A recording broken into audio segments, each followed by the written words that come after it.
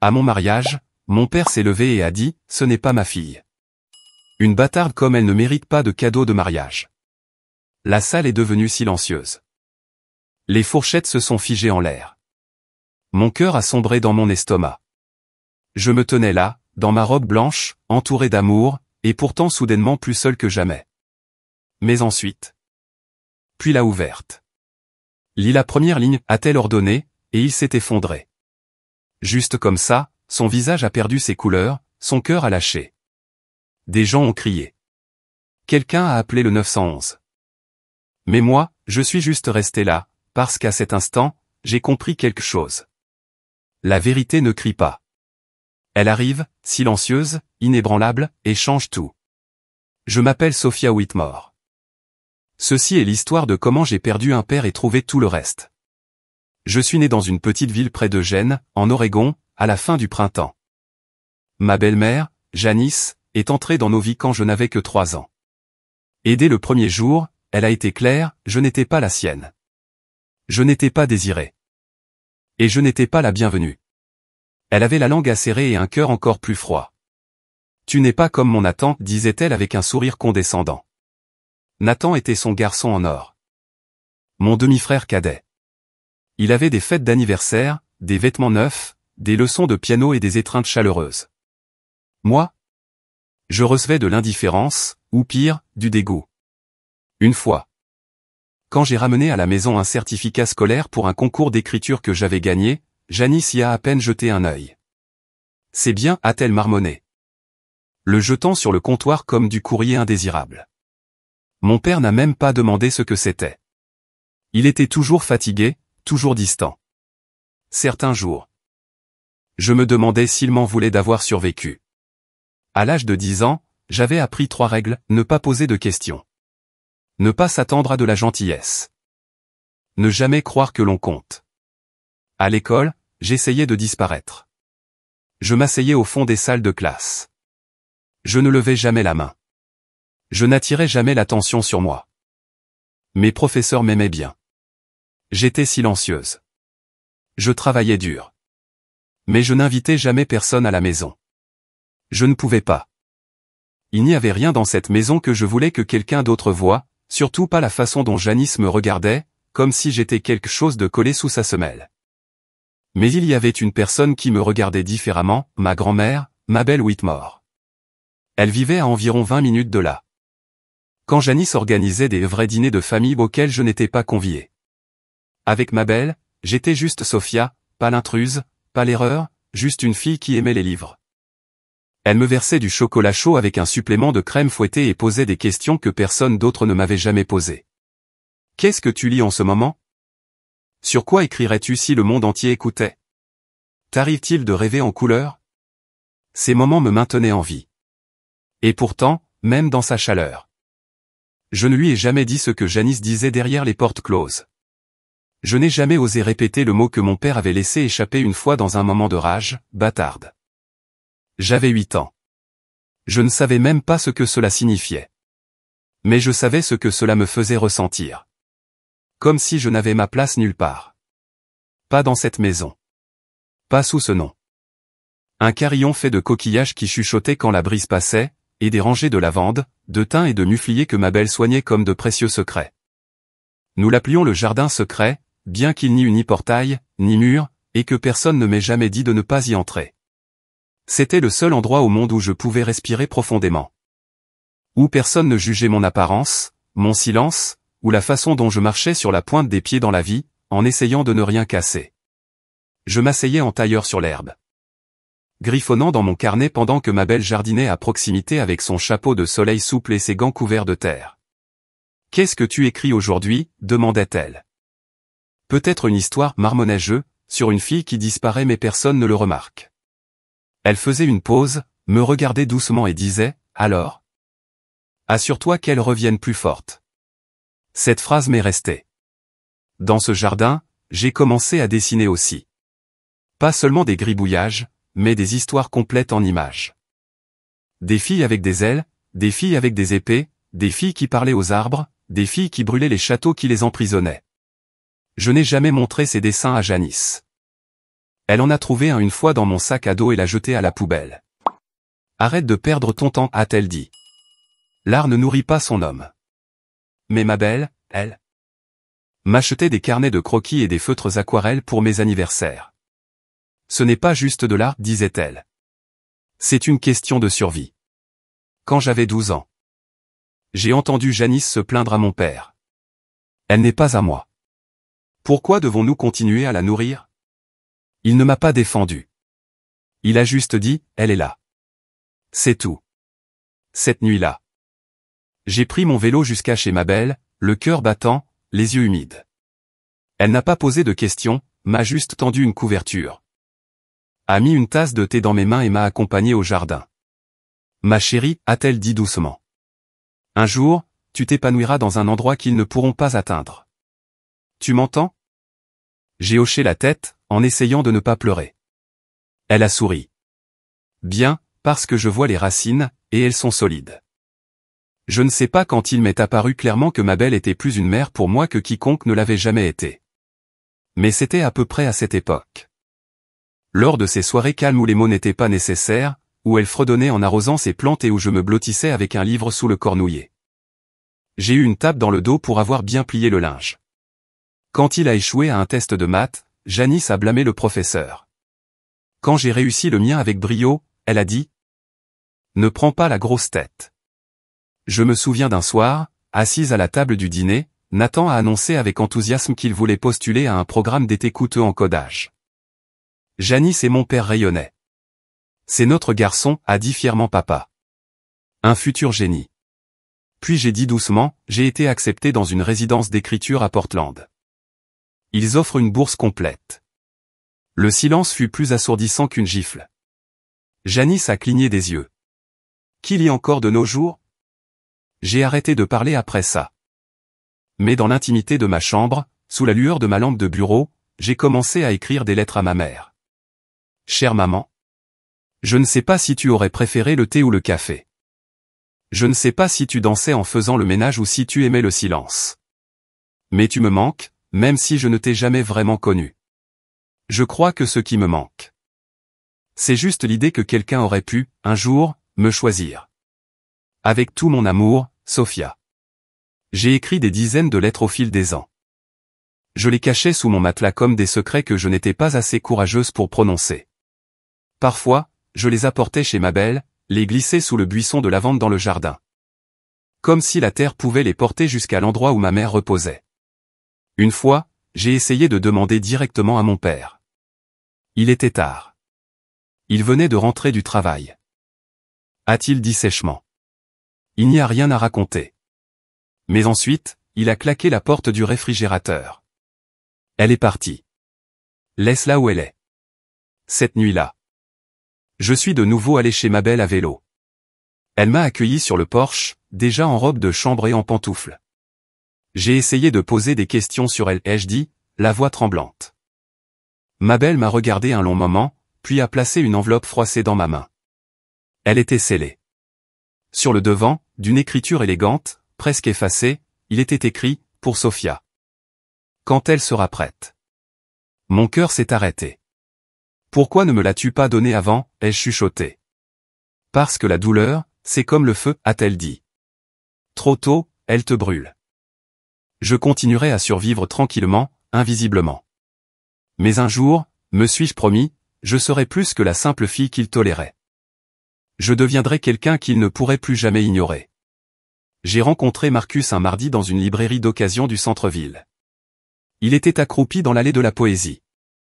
Feuilletant un exemplaire déchiré des journaux de Sylvia Plath et marmonnant, pourquoi chaque exemplaire sent-il le regret? J'ai éclaté de rire.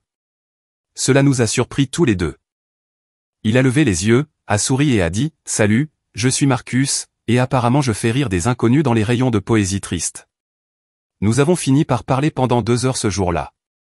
De mots, d'art, de la façon dont certaines chansons ressemblent à un foyer et certains silences à des cages. Je ne lui ai pas parlé de ma famille. Pas à ce moment-là, pas encore.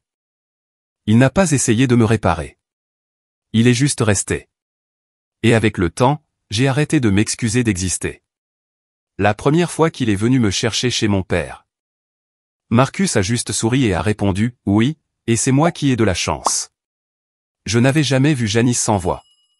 Au cours des 2 années suivantes, Marcus est devenu mon refuge. Quand il me tenait la main, les échos de bâtard et pas à moi dans ma tête devenaient plus faibles. Quand il me regardait, je sentais que peut-être j'étais assez. Non pas pour celle que j'essayais d'être, mais pour celle que j'étais déjà.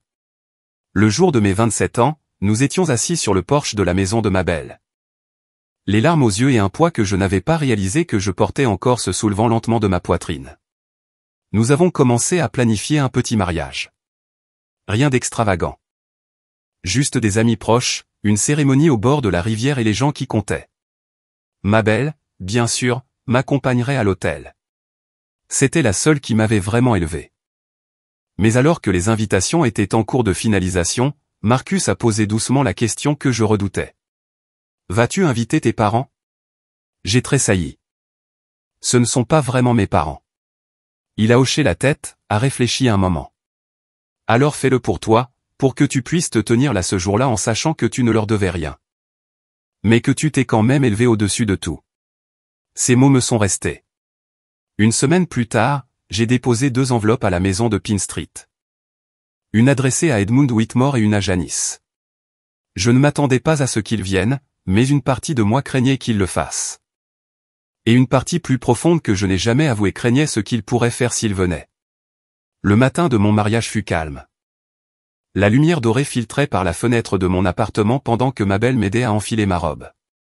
Elle était simple, en satin ivoire. Avec de longues manches et une délicate rangée de boutons dans le dos. Je ne voulais pas de glamour. Je voulais de l'honnêteté et de la paix. Tu ressembles à ta mère. A murmuré ma belle en lissant mon voile. J'ai dégluti. J'espère qu'elle serait fière. Elle le serait, a-t-elle dit sans aucune hésitation. Elle l'est déjà. Le lieu était un petit restaurant au bord de la rivière, niché entre des rangées de chênes. Des fleurs sauvages bordaient l'allée. Un ami jouait doucement du piano à l'arrivée des invités. Marcus se tenait à l'autel dans un costume bleu marine, ses yeux me cherchant dès l'instant où je suis apparu. Et quand il m'a vu, il a souri comme si le monde s'était arrêté. Ma belle m'a tenu la main pendant que nous descendions l'allée. Pas un œil sec dans la foule. Mon souffle s'est coupé dans ma gorge alors que je regardais dans les yeux de Marcus. Pour une fois. Enfilé nos alliances et nous sommes embrassés sous un ciel qui n'avait pas décidé s'il allait pleuvoir ou faire soleil. Puis vinrent les discours. D'abord, ma meilleure amie a parlé. Ensuite, la sœur de Marcus.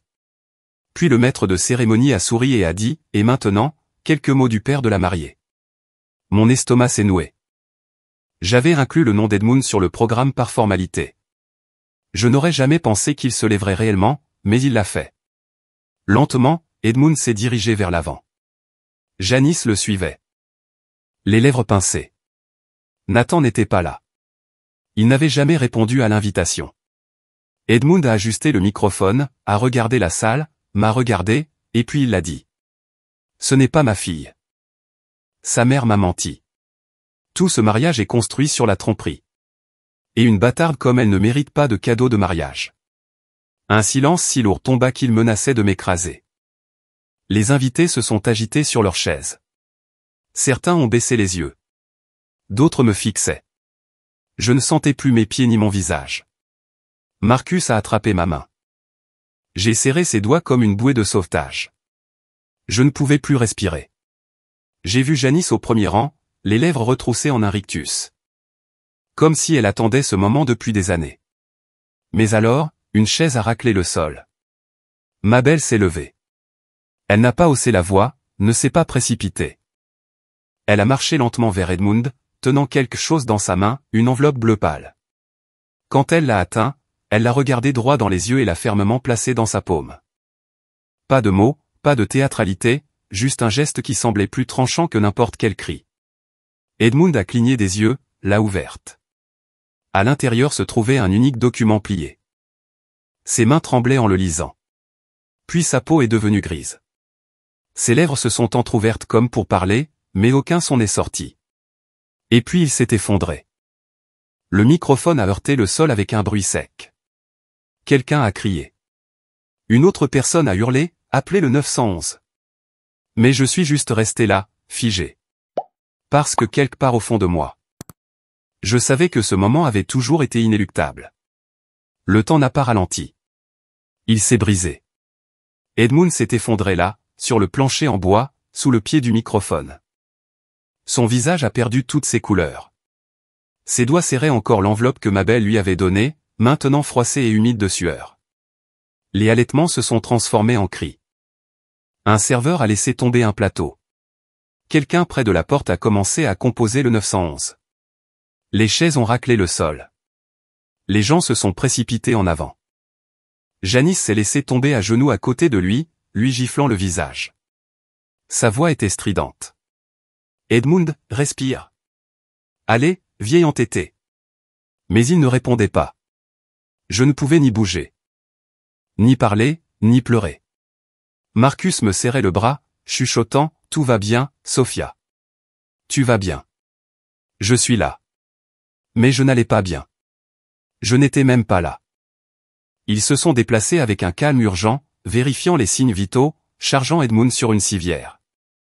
Ils ont posé des questions à Janice, mais elle était trop hystérique pour répondre. Mabel? Sa voix était nette, autoritaire, la voix d'une femme qui avait traversé des tempêtes et appris à nommer chaque sorte de tonnerre.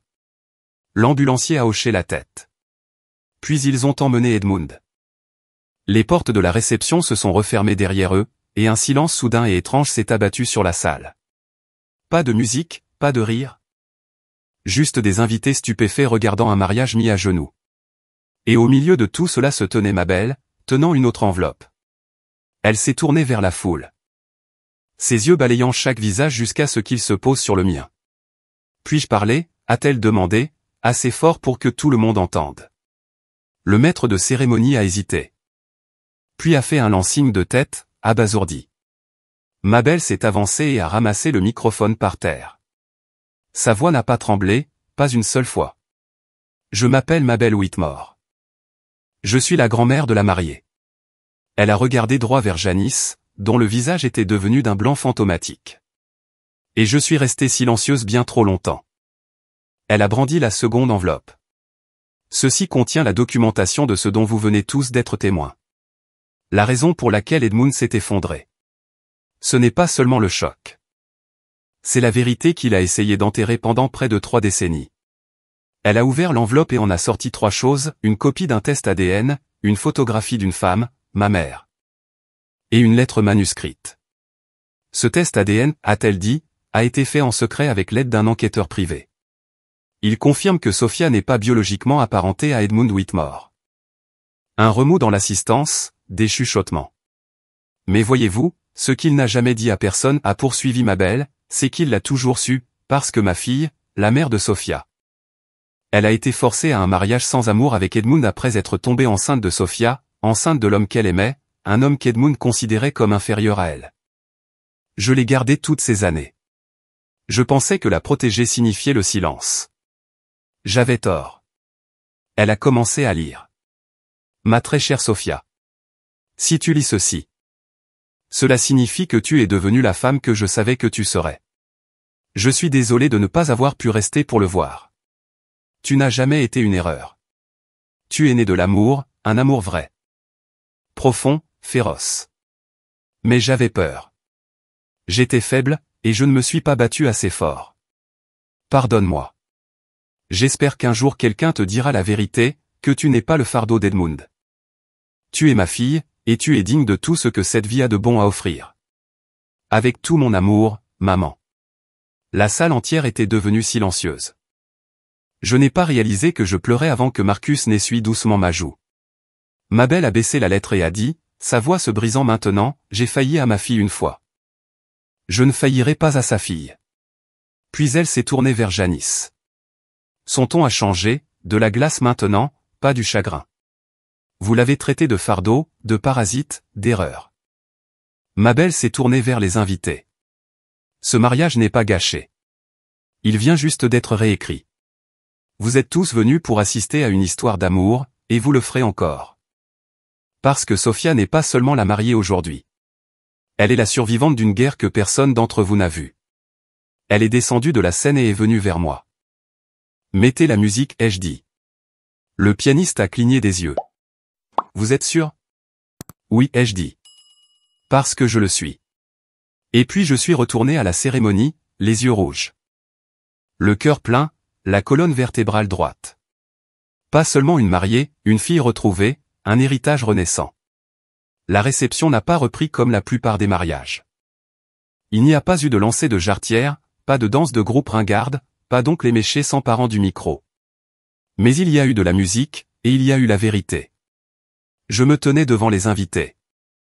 Tenant la lettre de ma mère dans une main, la main de Marcus dans l'autre.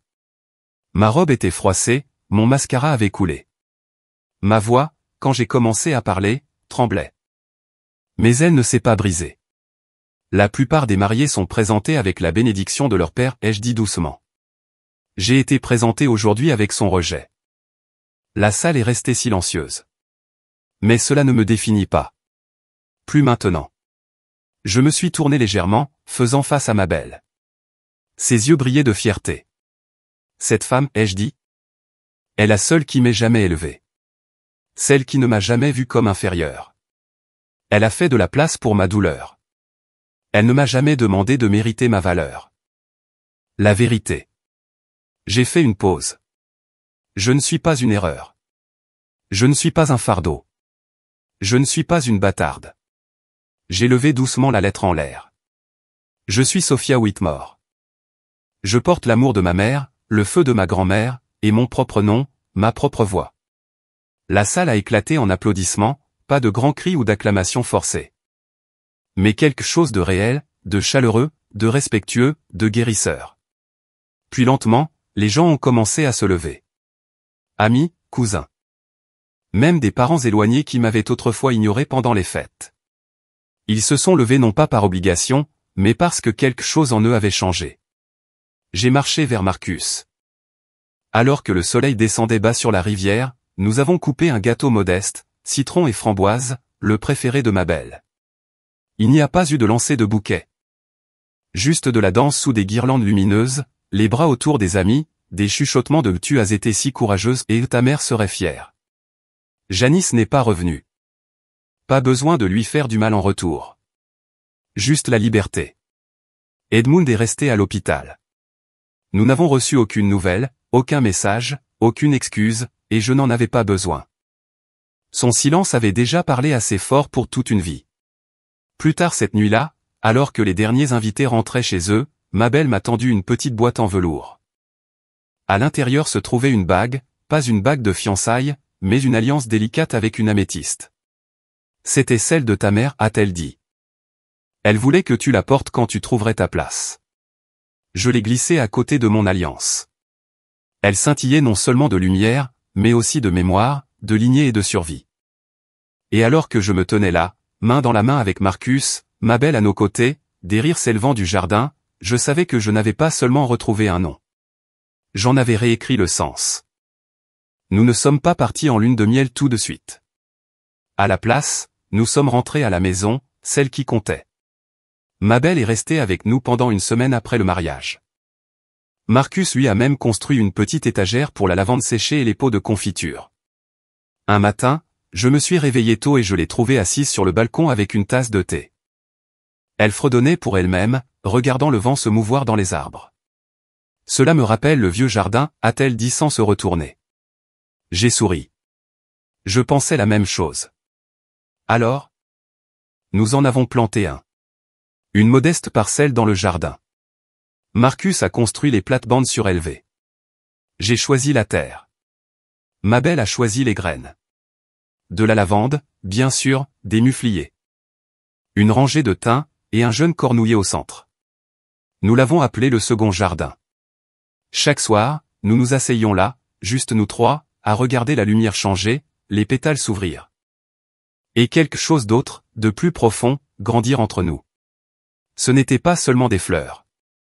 C'était la mémoire. C'était l'héritage. C'était la paix. Un après-midi. Alors que Marcus faisait un barbecue et que ma belle tricotait à côté de moi, j'ai finalement ouvert le reste de la lettre de ma mère. Le dernier paragraphe avait été plié sous la page. Non lu jusqu'à ce moment. Sophia, je ne connais pas la femme que tu deviendras. Mais j'espère qu'elle est douce avec elle-même. J'espère qu'elle aime sans s'excuser. J'ai pleuré. Non pas parce que j'étais triste, mais parce que finalement, je ne l'étais plus. Les semaines ont passé. Puis les mois. La vie est devenue simple, pleine de listes de courses. Son élocution est restée pâteuse. Son entreprise s'est effondrée. Janice est partie peu de temps après. Nathan a refait surface une fois, a envoyé un texto qui disait « Désolé que les choses soient devenues bizarres. » Je n'ai jamais répondu. La page ne s'est pas tournée avec des excuses. Elle s'est tournée lorsque je n'en ai plus eu besoin. Nous l'avons enterrée sous le cornouiller de notre jardin. Et chaque printemps depuis, la lavande a fleuri plus vivement. Marcus et moi avons continué à vivre, à aimer, à construire. Parfois. Lui prendre la main et lui chuchoter, « Attends un peu. Un jour, tu t'épanouiras dans un endroit qu'ils ne pourront pas atteindre. » Et elle me croirait, parce que je le vis maintenant. Ceci est mon jardin, et il est enfin à moi.